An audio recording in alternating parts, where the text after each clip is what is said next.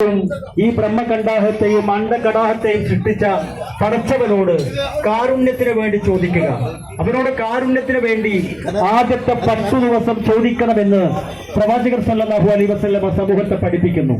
നിങ്ങൾ ആലോചിക്കേണ്ടത്, ഒരു മുസ്ലിം പടച്ചവനോട്, പടച്ചവനെ എനിക്ക് കാരുണ്യം ചെയ്യണം, എന്റെ കുടുംബത്തിന് കാരുണ്യം ചെയ്യണം, എന്റെ സമൂഹത്തിന് കാരുണ്യം ചെയ്യണം എന്ന് പ്രാർത്ഥിക്കുമ്പോൾ ആ പ്രാർത്ഥനയ്ക്ക് ഉത്തരം കിട്ടാനുള്ള ഡിമാൻഡായി, ഉത്തരം കിട്ടാനുള്ള നിബന്ധനയായി പ്രവാചകർ വെക്കുന്ന നിബന്ധനയാണ് നമ്മൾ മനസ്സിലാക്കേണ്ടത്.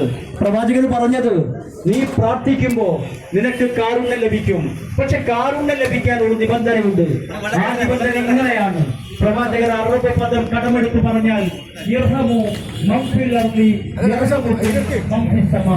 നിനക്ക് കാരുണ്യം കിട്ടണമെങ്കിൽ നീ ഭൂമിയിലുള്ളവരോട് കാരുണ്യം കാണിക്കണം.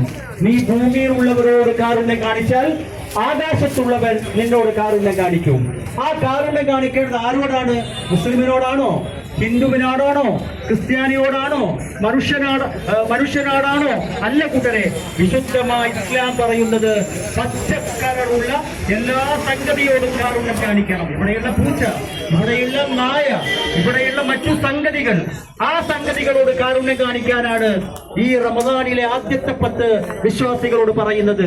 മനുഷ്യനോടല്ല, മറിച്ച് മനുഷ്യരല്ലാത്ത കരളുള്ള എല്ലാ ജീവികളോടും. പ്രവാചകർ തന്റെ അനുചരന്മാരോട് പറയുന്ന വലിയൊരു സംഗതിയുണ്ട്. നല്ലൊരു സ്ത്രീയെ കുറിച്ചിട്ട് പ്രവാചകർ പറയുന്നു, ആ നല്ല സ്ത്രീ നരകത്തിലേക്ക് പോകും. എന്നിട്ട് പ്രവാചകർ പറഞ്ഞു, ഒരു മോശം സ്ത്രീ ഉണ്ടായിരുന്നു, ആ മോശം സ്ത്രീ സ്വർഗത്തിലേക്ക് പോകും. വിരോധാഭാസ സ്ത്രീ കലർന്ന ഈ സ്റ്റേറ്റ്മെന്റ് കേട്ടപ്പോ അനുചരന്മാർ ചോദിക്കുന്നുണ്ട്, ഓ പ്രവാചകരെ, നല്ല സ്ത്രീ എങ്ങനെയാണ് നരകത്തിലേക്ക് പോകുന്നത്, മോശം സ്ത്രീ എങ്ങനെയാണ് സ്വർഗത്തിലേക്ക് പോകുന്നത് എന്ന് ചോദിച്ചപ്പോൾ നൂറ്റാണ്ടുകൾക്ക് മുമ്പ് പ്രവാചകർ സല്ലല്ലാഹു അലൈഹി വസല്ലമ അനുചരന്മാരോട് പറഞ്ഞു, ആ നല്ല സ്ത്രീ ഉണ്ടല്ലോ, ആ നല്ല സ്ത്രീയുടെ വീട്ടിലൊരു പൂച്ചയുണ്ടായിരുന്നു.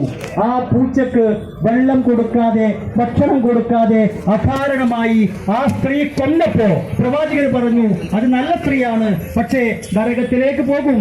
എന്നിട്ട് പ്രവാചകർ പറഞ്ഞു, ഒരു മോശം സ്ത്രീ ഉണ്ട്, ആ സ്ത്രീ സ്വർഗത്തിലേക്ക് പോകും. എന്താ കാരണമെന്ന് പ്രവാചകർ അനുചരന്മാർ ചോദിച്ചപ്പോ പ്രവാചകർ പറഞ്ഞു, ആ മോശം സ്ത്രീ നടന്നു വരുമ്പോ അവൾ കുളിച്ചിട്ടാണ് വരുന്നത്. വഴി മധ്യേ ഒരു പട്ടിക്കുട്ടി, ഒരു നായക്കുട്ടി വെള്ളത്തിനു വേണ്ടി നാവ് നീട്ടി നിൽക്കുന്നുണ്ട്. ഈ സ്ത്രീ, കുളിച്ചു വരുന്ന സ്ത്രീ തന്റെ മുടിയിലെ വെള്ളം പിഴിഞ്ഞിട്ട് ആ നായക്കുട്ടിയുടെ വായിലേക്ക് ചുരത്തി കൊടുത്തിട്ട് ആ നായയുടെ ജീവൻ രക്ഷപ്പെട്ടപ്പോ പ്രവാചകർ പറഞ്ഞു, ആ സ്ത്രീ നരകത്തിലേക്ക് പോകും, സ്വർഗത്തിലേക്ക് പോകും. നമ്മൾ ആലോചിക്കേണ്ടത്, ഇതൊരു സിംബലാണ്, ഇതൊരു മാതൃകയാണ് എന്ന് പറഞ്ഞാൽ വിശ്വാസി സമൂഹത്തോട് പറയുന്നത് മനുഷ്യനെ സ്നേഹിക്കാനല്ല,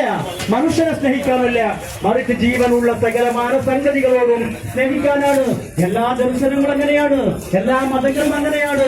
രാമനും സീതയും കാട്ടിൽ നിന്ന് തിരിച്ചു വരുമ്പോ ഭക്ഷണം പാകം ചെയ്യാൻ ഉപയോഗിച്ച അടുപ്പിന്റെ തീ കെടുത്തിക്കളയാൻ രാമൻ സീതയോട് പറയുമ്പോ സീത തിരിച്ചു ചോദിക്കുന്ന ചോദ്യമുണ്ട്, എന്തിനാണ് തീ കെടുത്തിക്കളയുന്നത്?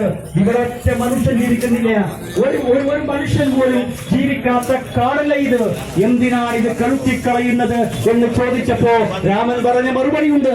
ആ മറുപടി എന്താണ്? ഇവിടെ മനുഷ്യനില്ലെങ്കിലും ഇവിടെ ഇഴജീവികളുണ്ട്, ഇവിടെ മൂകജീവികളുണ്ട്. ആ ഇഴജീവികൾ, മൂകജീവികൾ നമ്മൾ ഭക്ഷണം കഴിക്കാൻ വേണ്ടി കൂട്ടിയ ഈ അടുപ്പിന്റെ തീയിൽപ്പെട്ട് ചത്തുപോകരുത് എന്ന് രാമൻ സീതയോട് പറയുന്ന മനുഷ്യ സ്നേഹമുണ്ടല്ലോ. ആദിശങ്കരൻ ശൃംഗേരിയിൽ മഠമുയർത്താൻ എന്താണ് കാരണം എന്ന് പറയാറുണ്ട്. ആദിശങ്കരൻ ശൃംഗേരിയിൽ മഠമുയർത്തുന്നത് ഒരു നക്ഷത്ര നേരത്ത് ഒരു തവളക്ക് മുട്ടയിടണം, ഒരു തവളക്ക്